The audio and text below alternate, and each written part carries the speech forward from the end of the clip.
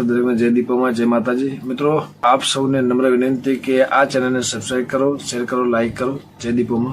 मारा विरुद्ध एक खोटी एफआईआर दर्ज કરવામાં આવી છે, જે વિશે હું એક બે વાત કહેવા માંગુ છું ગુજરાતની જાહેર જનતાને કે મિત્રો આ દિનેશ દેસાઈ નામનો વ્યક્તિ આખો વિડીયો જોતા પહેલાં હાલ ખૂબ જ મોટા સમાચાર સામે આવી રહ્યા છે કે ગુજરાતના પ્રસિદ્ધ કલાકાર એવા વિજય સુવાળા વિરુદ્ધ ફરિયાદ કરવામાં આવી છે। દિનેશ દેસાઈ નામના વ્યક્તિ જોડે બબાલ થઈ છે, ત્યારે વિજય સુવાળાએ ખુલાસો કર્યો છે કે શું થયું હશે, શું સાચી હકીકત હતી, જણાવે છે તે આજે આપણે આ વિડીયોમાં જાણીશું। તો આ વિવાદની શરૂઆત એમ થાય છે કે દિનેશ દેસાઈ નામનો વ્યક્તિ વિજય સુવાળાને હેરાન કરતો હતો, ખંડણી કરતો હતો, ઉઘરાણી કરતો હતો અને લાઈવ પ્રોગ્રામમાં આવી ધમકાવવાની વાતો કરતો હતો। સ્ટેજ પર ચડવા નહીં દઉં વગેરે કાર્યક્રમો તમારા બંધ થઈ જશે અને બહુ મોટી પહોંચવાળો વ્યક્તિ છું હું।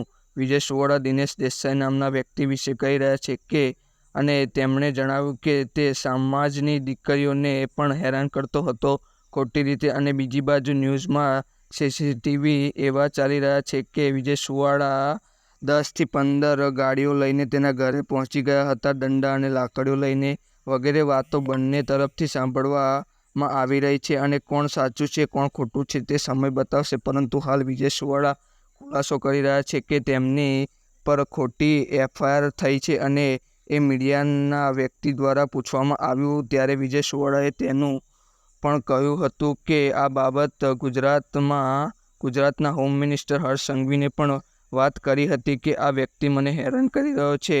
પછી હું તેમને સમજાવવા ગયો હતો ત્યારે તેમને એક એફઆઈઆર કરી છે કે આ લોકો મને મારવા આવ્યા છે અને એવું પણ કહ્યું છે કે મારી જાનને ખતરો છે। હવે આ વિડીયોમાં આ વ્યક્તિ કંઈ પણ કરી શકે છે। હવે વાતચીત ચર્ચામાં છે એટલે થઈ રહી છે કે કારણ કે વિજય સુવાળા અને દિનેશ સામે બંને ભાજપ પાર્ટીના જ છે અને ભાજપ પાર્ટીમાં જ આવો ડખો પડ્યો છે। હવે આ વિડીયોમાં આ ફરિયાદી દિનેશ દેસાઈએ વિજય સુવાળા વિરુદ્ધ દાદાગીરીનો કેસ નોંધ્યો છે, ત્યારે પોલીસે શું કાર્યવાહી કરે છે ગાયક કલાકાર પર તે જોવાનું રહેશે। અને તમને શું લાગે છે આ કેસમાં કોણ સાચું છે કોણ ખોટું છે? આખો વિડીયો જુઓ, વિજય સુવાળા શું બોલી રહ્યા છે।